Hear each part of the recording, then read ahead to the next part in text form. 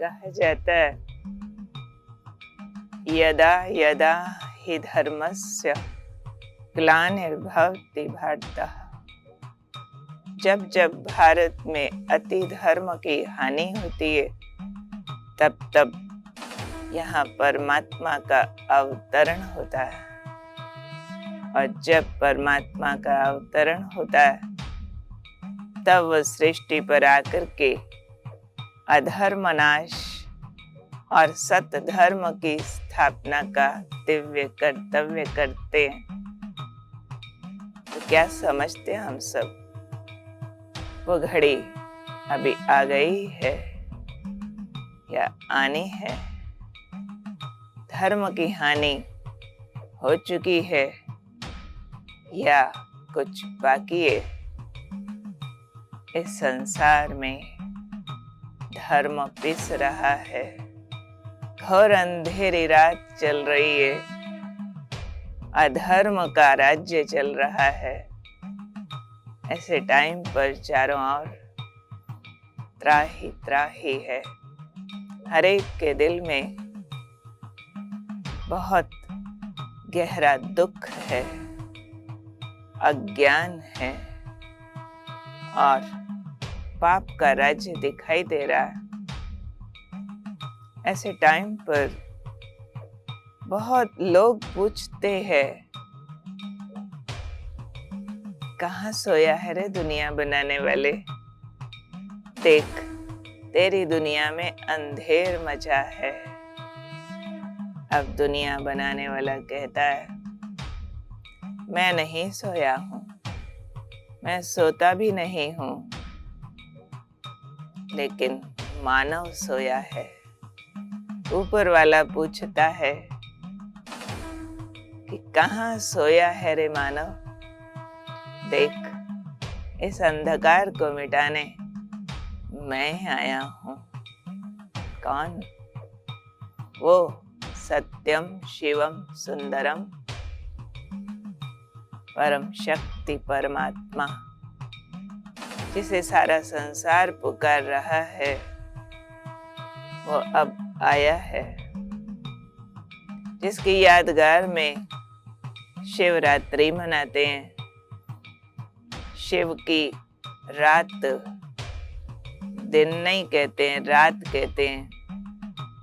ये कौन से वाली रात है जो रोज आती है, चांद तारों वाली? नहीं, वो तो विश्राम के लिए आती है। वो तो प्रकृति का एक डे एंड नाइट का साइकिल है।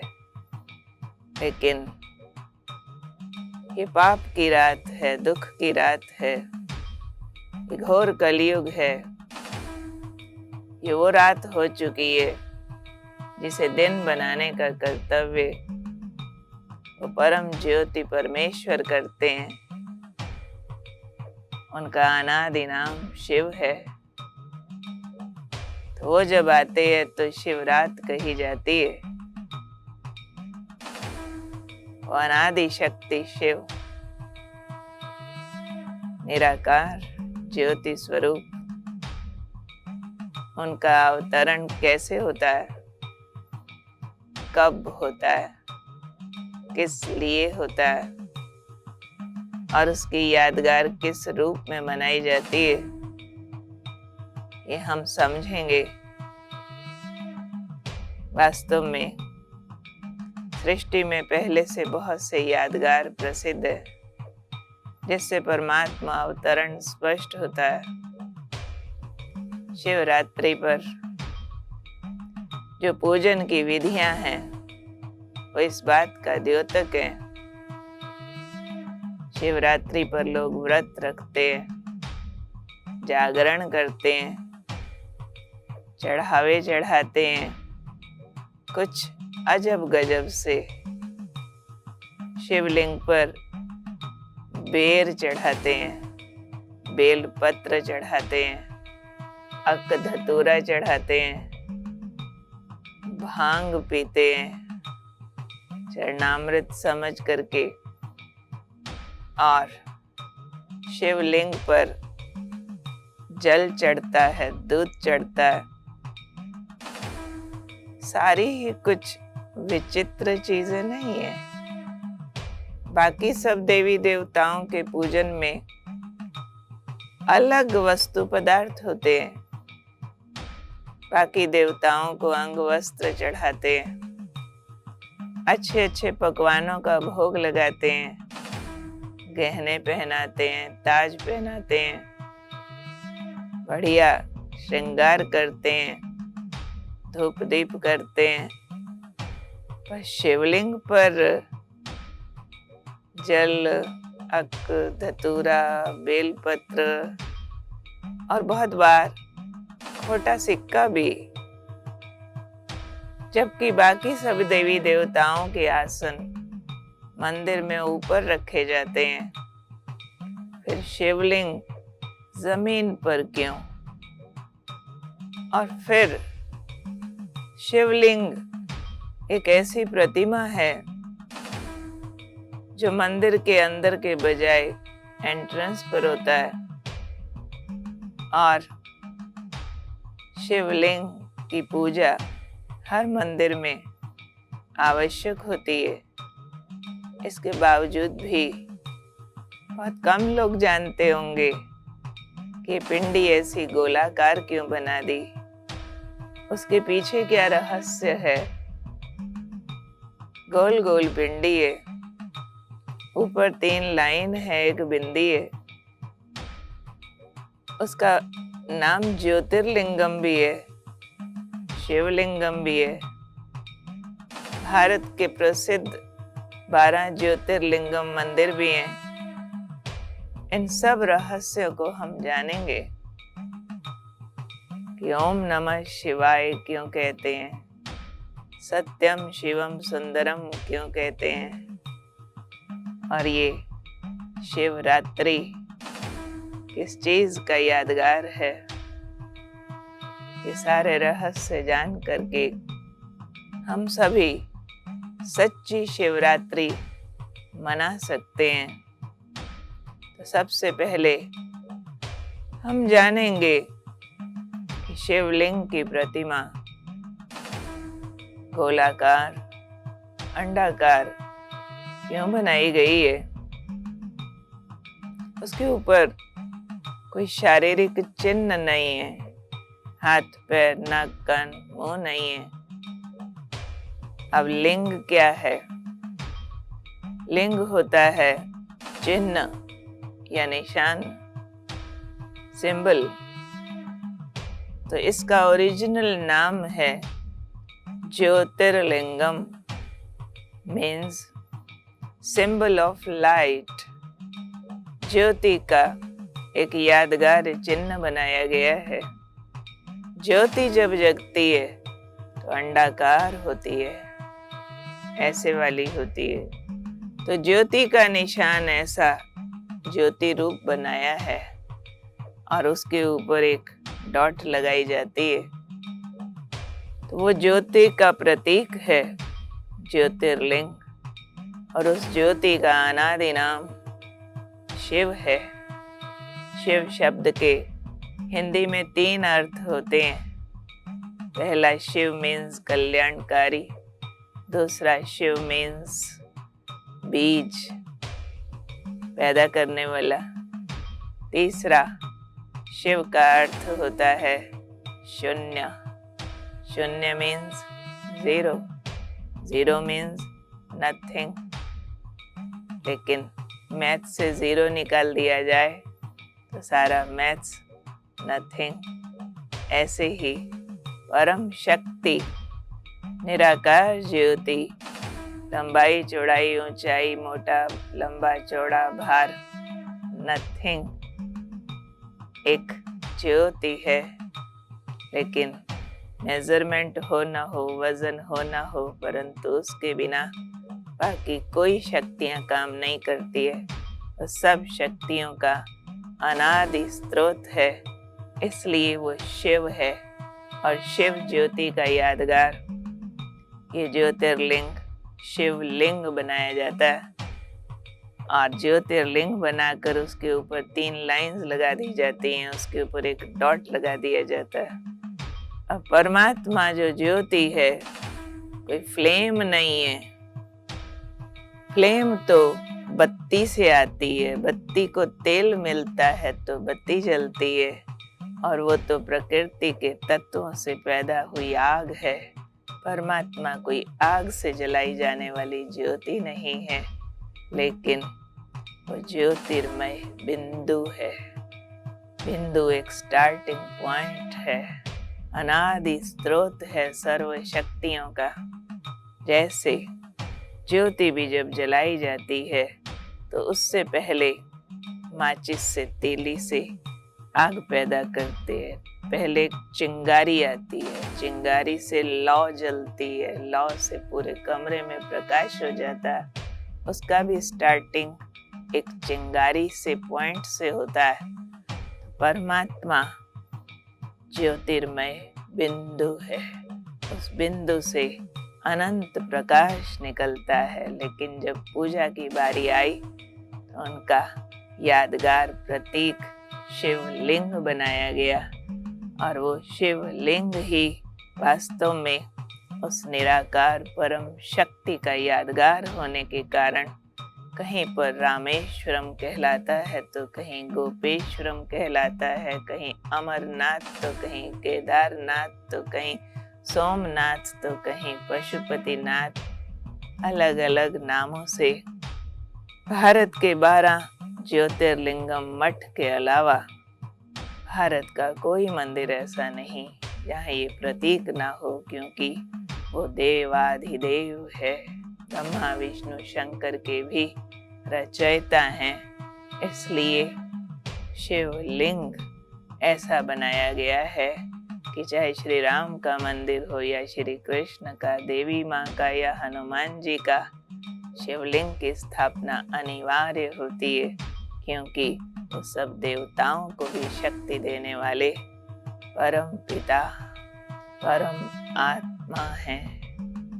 वो गुणों के भंडार हैं, सुख, शांति, आनंद, प्रेम, पवित्रता के सागर हैं, सत्यम शिवम सुंदरम है। तो उनका ये यादगार है शिवलिंग, जिसकी पूजा की जाती है। परमात्मा को पुकारा है मानव ने, छोड़ भी दे आकाश सिंहासन, इस धरती पर आ जा रे। जब दुखी होते हैं तो ऐसे भगवान को पुकारते हैं, तो भगवान भी अपना वो आकाश सिंहासन, ब्रह्मलोक छोड़ करके इस सृष्टि पर आते हैं। सोचने का विषय है कि संसार के देह अभिमानी मनुष्य उस निराकार परम शक्ति को कैसे पहचानेंगे, जबकि हर मनुष्य आत्मा स्वयं निराकार होते हुए भी 5 तत्वों के बने हुए शरीर के अभिमान में आ चुकी है, और उस अभिमान के कारण 5 विकारों से संतप्त होकर के अति पाप और दुख में है। ऐसे में दया का सागर परमात्मा रूप बदल कर आते हैं।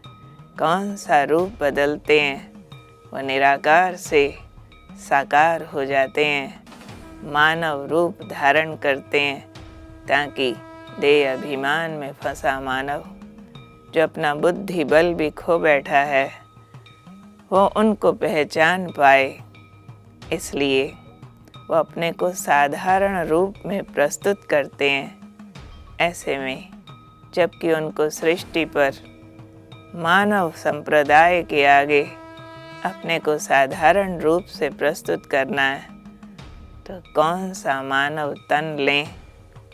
क्या परमात्मा एक छोटा बच्चा बनकर जन्म ले लेवे? नहीं, परमात्मा के लिए तो कहा जाता है वह जन्म मरण कर्म फल सुख दुख से सदा परे है। परम ज्योति अगर अपना शरीर ले बच्चा बनकर आए तो वो तो मानव हो जाएगा। इसलिए वो अपना तन धारण नहीं करते, अपना जन्म नहीं लेते। अगर अपना जन्म ले लेंगे तो उनके माँ बाप भी होंगे, एक जाति, एक धर्म होगा, एक भाषा, एक देश होगा और बहुत सारे बंधनों में बंधा परमात्मा जातिवाद, देशवाद, भाषावाद के अधीन हो जाएगा तो जितने देश, जाति, धर्म उतने भगवान हो जाएंगे। भगवान यूनिवर्सल है, सारे विश्व के लिए एक है, इसलिए वो अपना तन नहीं लेते।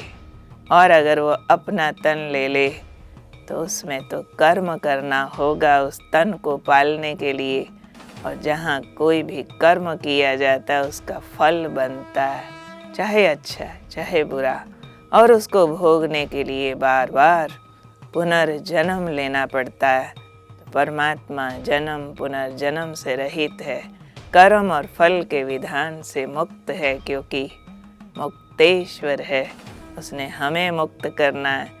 इसलिए कहता है कि मैं जब अवतार लेता हूँ तो पर काया प्रवेश करता हूँ, अपना जन्म नहीं लेता हूँ, क्योंकि कोई भी मनुष्य आत्मा में मेरा माँ बाप बनने की ताकत नहीं। मेरा जन्म और कर्म दिव्य और अलौकिक है। भगवान को कौन पैदा कर सका? वो तो स्वयं भू है, स्वयं भूमि पर आता है। स्वयं भूमि पर आना मतलब भूमि, 5 तत्व, जल, वायु, पृथ्वी, आकाश, अग्नि। कोई भी आत्मा को जब जन्म लेना होता है तो 5 तत्वों का शरीर उसका पहले बनता है, और वो शरीर आत्मा को खींचकर अपने में बांध लेता, और हम कहते हैं बच्चा पैदा हुआ। और मनुष्य ताउम्र उस 5 तत्वों के पिंड में बंधा कर्म और विकर्म के फल और चक्र में घूमता रहता है।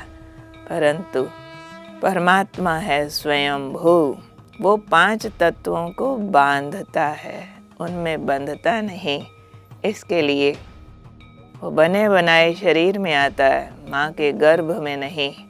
बना बनाया शरीर मीन्स पर काया प्रवेश करता है, पराये तन को वश करके आता है, अपना कर्तव्य करता है और चला जाता है। आज़ाद शक्ति है, रोज़ आता रोज़ जाता, जब चाहे आए जब चाहे जाए। 5 तत्वों का मालिक है। बाकी कोई भी आत्मा मालिक होके तन में नहीं रहती है, जब चाहे आए जब चाहे जाए, ऐसे कोई आत्मा का नहीं होता। हर आत्मा जो जन्म के समय शरीर में प्रवेश हो गई तभी निकल सकती है। जब मृत्यु हो तो बंधन में है वो आत्मा है, जो बंधनों से मुक्त है वो परमात्मा है। इसलिए कहता है कि मैं पर काया प्रवेश करता हूँ। अब पर काया भी कौन सी, पराया तन भी किसका तन? आखिर ऐसा तन चाहिए जो परम शक्ति को अपने में समा सके। हर मानव में कहाँ ताकत है?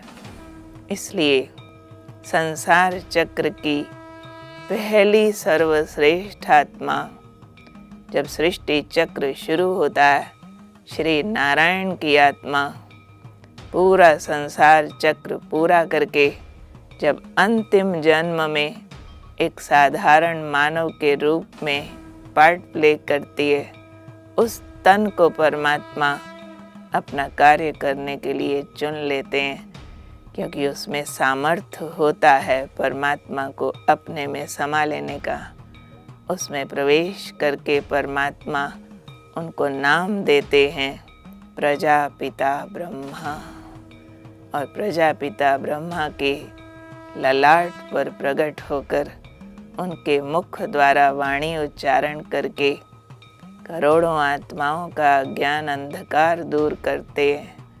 असत्य से पर्दा उठा के परम सत्य आत्माओं के आगे स्पष्ट करते हैं, जिससे अज्ञान अंधकार में सोई आत्माएं जाग जाती हैं।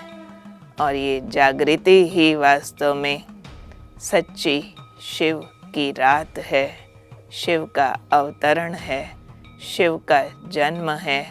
तो निराकार सत्यम शिवम सुंदरम परम ज्योति परमेश्वर अवतरित हो चुके हैं अपने वायदे अनुसार कलयुग के इस अंतिम दौर में प्रजापिता ब्रह्मा के तन में युग परिवर्तन करने के लिए। इसलिए शिवरात्रि मनाते हैं। शिवरात्रि पर और बहुत से ऐसे व्रत जप अनुष्ठान हैं जो परमात्मा के इस अवतरण और उनके किए हुए कर्तव्यों की यादगार हैं। शिवरात्रि पर भक्त जन व्रत रखते हैं, जागरण करते हैं। वास्तव में व्रत सिर्फ भूखा रहने का नाम तो नहीं है ना, और जागरण सिर्फ रात को ना सोना इतना ही तो जागरण नहीं होता है ना। वास्तव में जब दया सिंधु निराकार शिव परमात्मा प्रकट हुए ब्रह्मा तन में, उस शिवरात में उन्होंने आकर के हर आत्मा को घोर अज्ञान की नींद से जगाया। वो जागरण हो गया और व्रत दिलाए। व्रत मीन्स संयम। व्रत शब्द का अर्थ है वृत्ति से, वृत्ति कायम रहे। इसको उपवास भी कहते हैं। उप मीन्स निकट, वास मीन्स निवास करना। तो उपवास मीन्स परमात्मा के नज़दीक निवास करना। भक्त बहुत बार 8 प्रहर का व्रत रखते हैं, निर्जल रहते हैं, अन्न का दाना भी मुंह में नहीं डालते। स्वास्थ्य के हिसाब से अच्छी बात है। हाँ, शरीर की भूख पर संयम रखा, थोड़ा ध्यान जाएगा परमात्मा की ओर। लेकिन आज के इस बदलते दौर में भूख न लगे तो लोग फिल्म देखने लगते हैं, भूख न लगे तो ध्यान डाइवर्ट करने के लिए घूमने फिरने चले जाएंगे, और उसी दिन घर में कोई और स्वादिष्ट वस्तु बना रहा हो तो कहेंगे आज क्यों बनाई, हमारा व्रत था, अच्छा रख देना, कल खा लेंगे। संयम की तरफ ध्यान कम हो गया है। वास्तव में शिवरात्रि परमात्मा का अवतरण दिवस यानी जन्म दिवस है। किसी का जन्म दिवस होता है तो खूब पार्टी दी जाती है, और वो हम आत्माओं का पिता, उसके जन्म दिवस पर हम भूखे रहें, उसको कैसा लगता होगा। वास्तव में ज़रूर व्रत चाहिए, संयम चाहिए, लेकिन कौन सा संयम चाहिए? विकारों से, कुरीतियों से, बुरी आदतों से, ईर्ष्या, द्वेष, वैर, विरोध, जो एक दूसरे में भिन्नता पैदा कर रहे हैं, संबंधों में दरार पैदा कर रहे हैं, समाज में हिंसा उत्पन्न हो रही है, देश का चरित्र पतन में जा रहा है। ऐसी बातों से हमें व्रत ले लेने की ज़रूरत है। यानी अपनी जो आंतरिक वृत्तियां हैं, जो हमारे एटीट्यूड हैं, उसको ट्रांसफॉर्म करने की ज़रूरत है। बजाय लस्ट के आत्मा भाई भाई की पवित्र दृष्टि रखें। बजाय हेट के एक दूसरे के लिए प्रेम की ज्योत जलाएं। बजाय ईर्ष्या के आशा के दीप जलाएं कि दूसरे जैसा हम भी बन रहे हैं, हम भी यूनिक हैं। ईर्ष्या की आवश्यकता नहीं है। अभिमान की बलि चढ़ा दें बजाय इसके कि सिर काट के चढ़ाएं। अभिमान का सिर चढ़ाना ये सबसे बड़ा जोखिम भरा काम होता है। इसलिए व्रत अवश्य रखें, लेकिन वृत्तियों पर ध्यान दें और उपवासी रहें। प्रभु के निकट मिलन की फीलिंग में ये याद करते हुए कि ओ निराकार परम पिता, जैसे आप अकाय हो, बॉडीलेस, ऐसे ही मैं आत्मा भी ओरिजिनली बॉडीलेस हूँ, शरीर के मस्तक में ज्योति जगती हूँ। शरीर एक कवर मेरे ऊपर चढ़ा है, एक्टिंग करने के लिए ड्रेस मात्र है।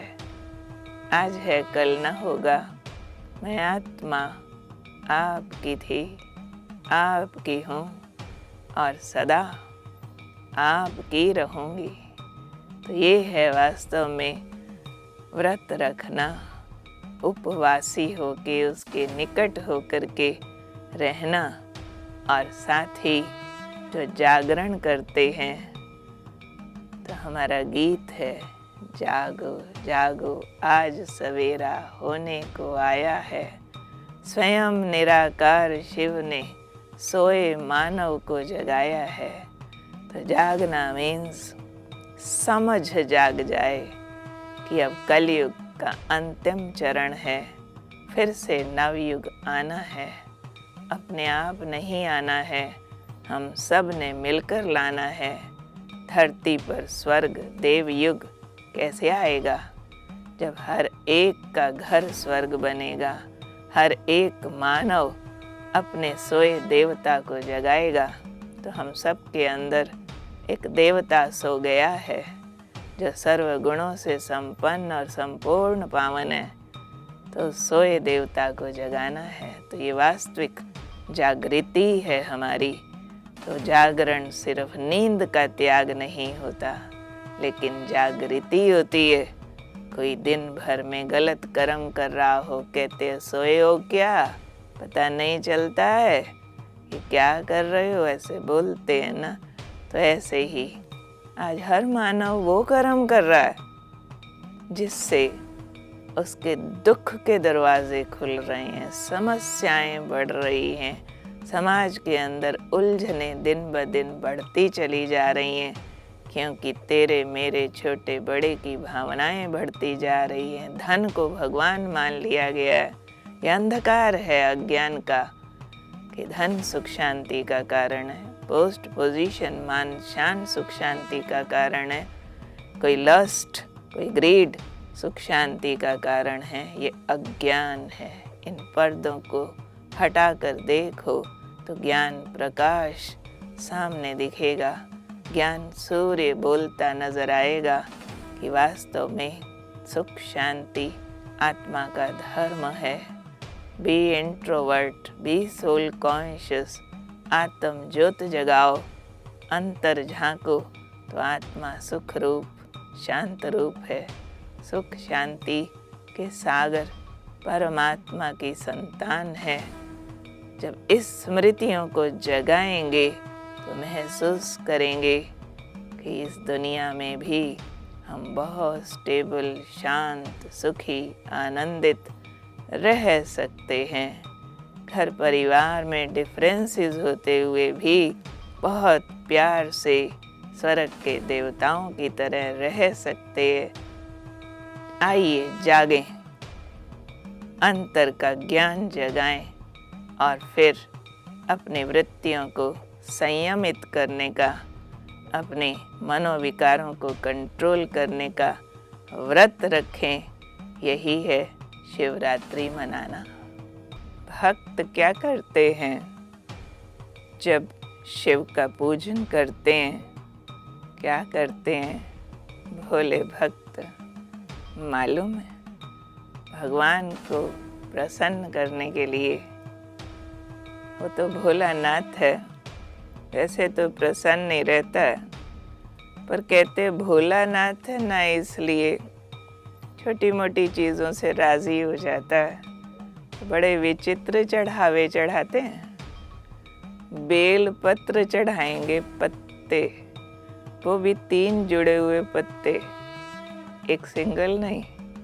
और फल में भी जो झाड़ी पे लगता है बेर, पहले तो मुफ्त मिलता था, आजकल तो दाम हो गया उसका।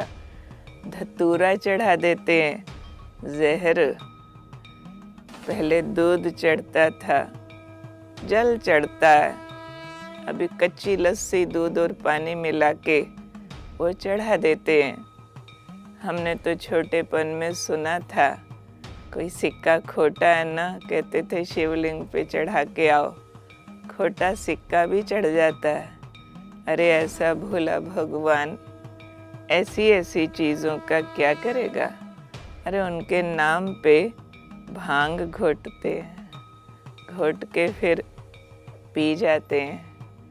समझते हैं शायद शिव भोला भगवान भांग घोट के पीते थे और उनके नाम पे हम भी पी लेवें तो वो खुश हो जाएंगे।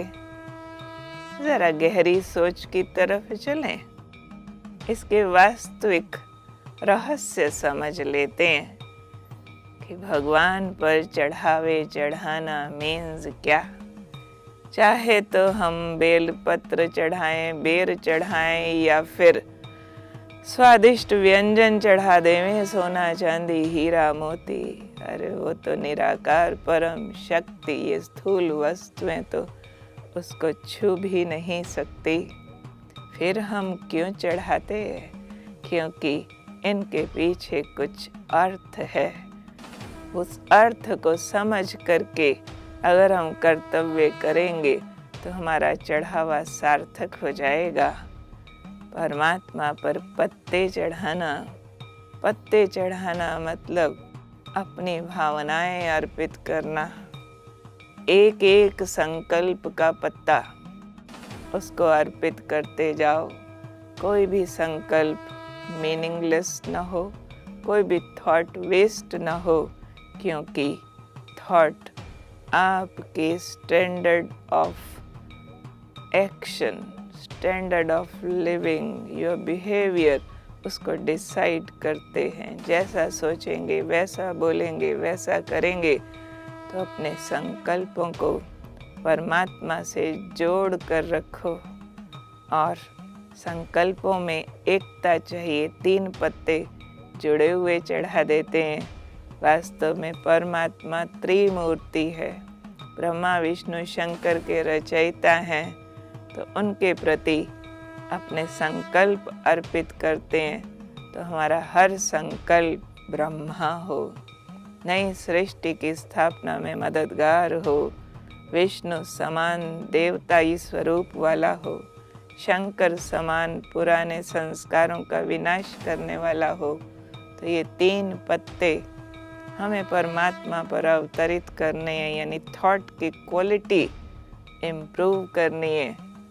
फिर बेर चढ़ाते हैं, जो सबसे घटिया फल होता था, पहले मुफ्त मिलता था। क्योंकि वास्तव में भगवान कहते हैं कि आपकी सबसे बेकार चीज़ मुझे दे दो, मेरे लिए वो बहुत काम की है। हमारे बेकार चीज़ अगर हम परमात्मा को अर्पित करते हैं तो हम महान बन जाते हैं। हमारी पुरानी आदतें जो झाड़ियों पर लगी हैं, कांटों के बीच हैं, वो परमात्मा को हमें अर्पित करनी है, धतूरा चढ़ा देना है। जहरीली आदतें, जहरीले विचार, काम विकार, क्रोध का भूत, लोभ का भूत चोरियां कराता है, मोह का भूत भाई भतीजावाद पैदा करता है, अभिमान ज्ञानी को अभिमानी बनाकर रावण जैसा बना देता है। परमात्मा कहते हैं ये जहर मुझ पर चढ़ा दो, मैं तुम्हारा जहर पीता हूँ, इसलिए धतूरा चढ़ाया जाता है। बाकी भगवान कोई वो वाला जहर थोड़े ही खा जाएगा, नहीं।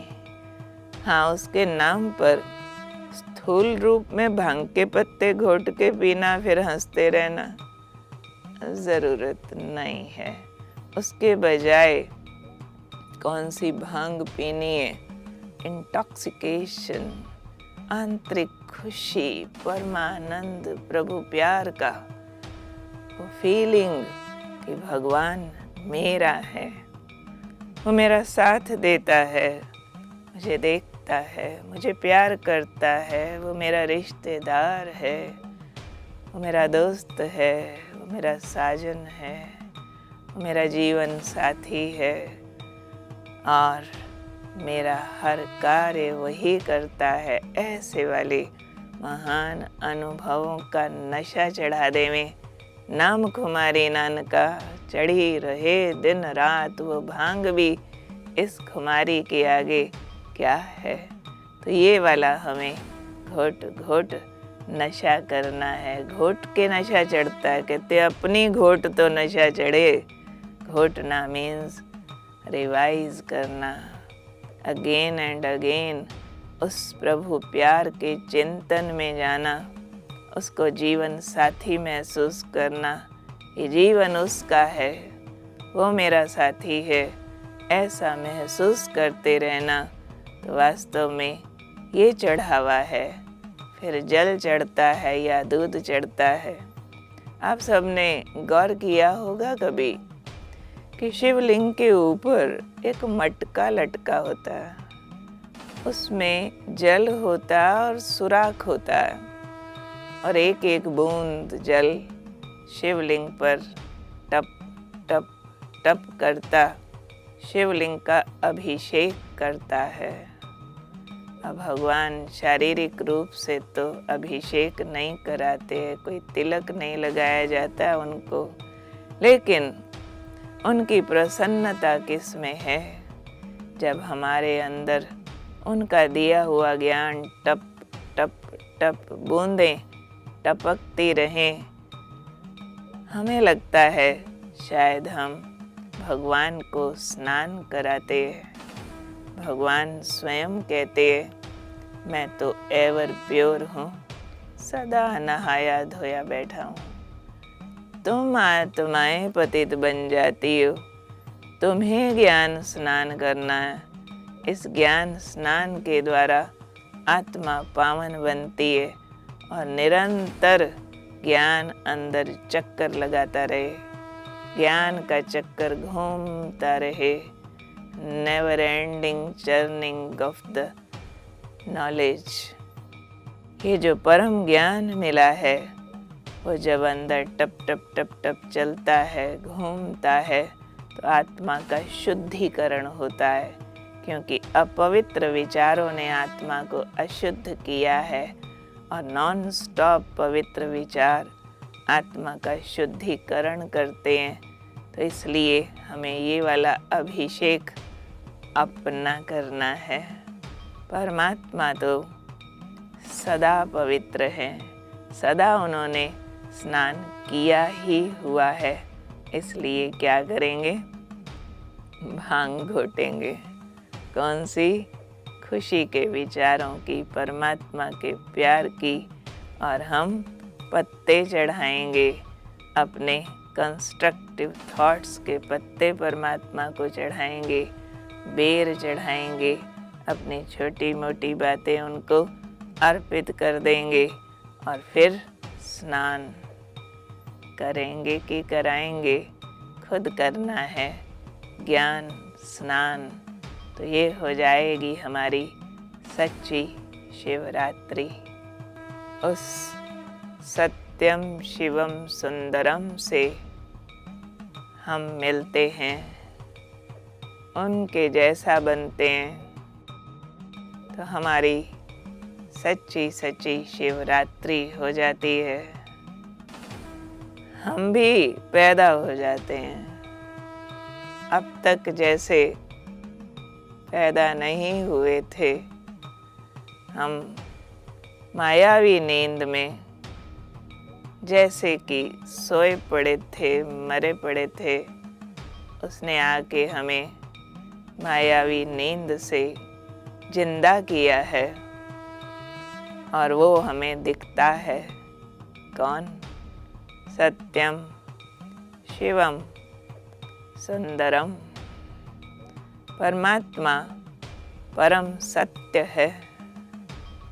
परम सत्य होता हुआ भी शिवम है, सुंदरम है।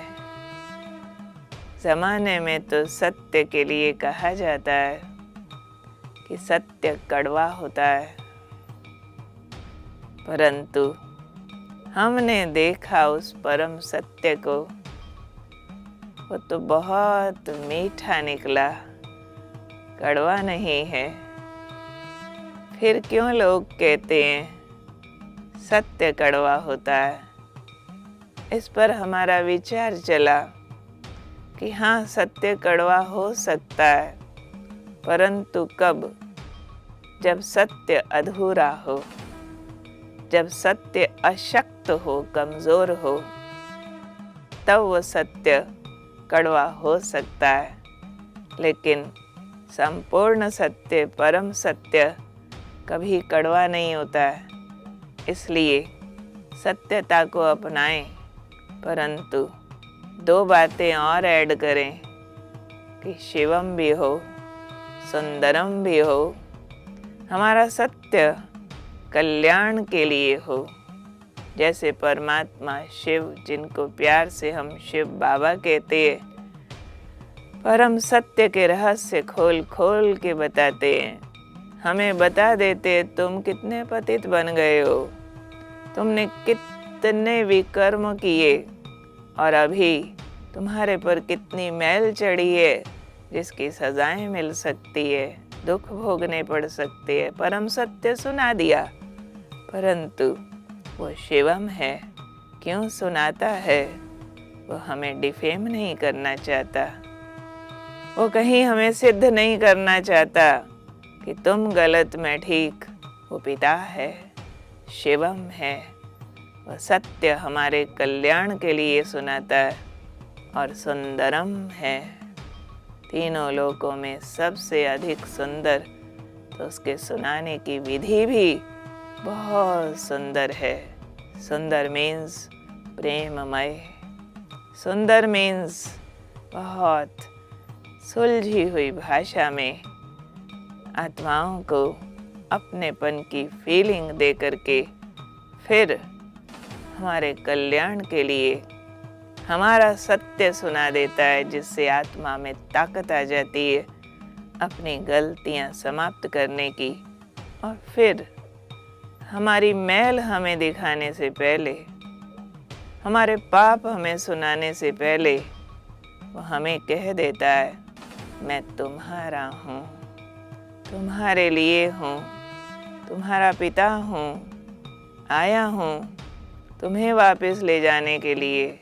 मैं आया हूँ तुम्हें नर से नारायण बनाने के लिए। इतना अपार प्यार देकर, इतने ऊंची मंजिल दिखा करके फिर बताता है तुम कितनी गलतियां कर चुके हो, लो मैं मदद करूं, सुधारो इन्हें।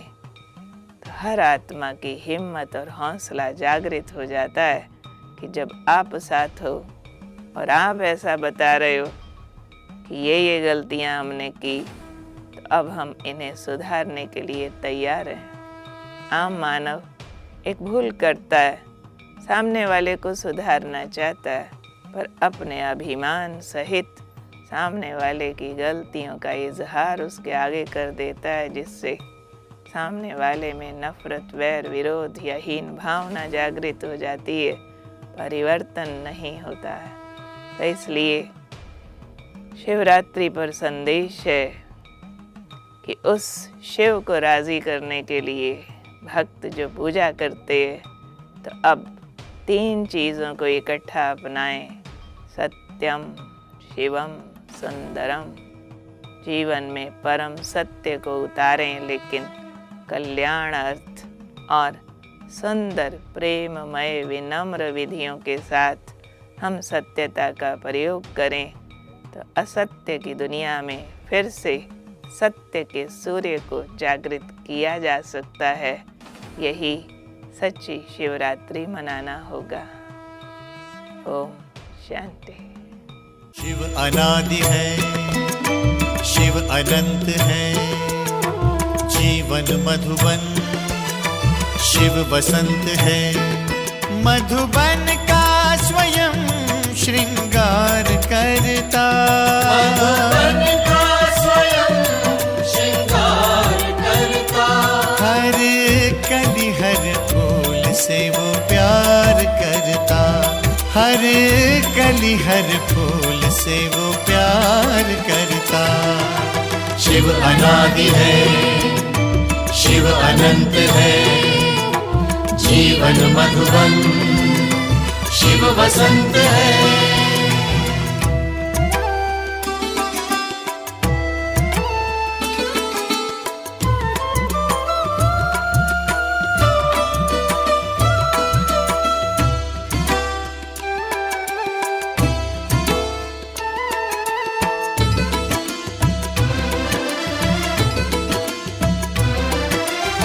शिव है सूर्य, हम सूर्य की किरणें,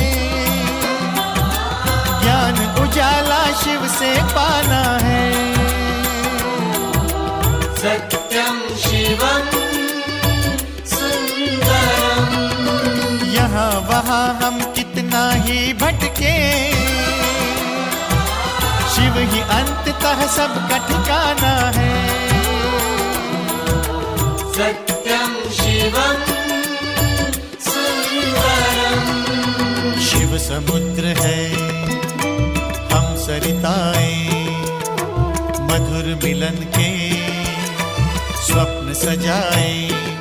शिव सहज समर्पण स्वीकार करता, मधुबन का स्वयं श्रृंगार करता। हर कली हर फूल से वो प्यार करता, हर कली हर फूल से वो प्यार करता। शिव अनादि है, शिव अनंत है, जीवन मधुबन शिव वसंत है।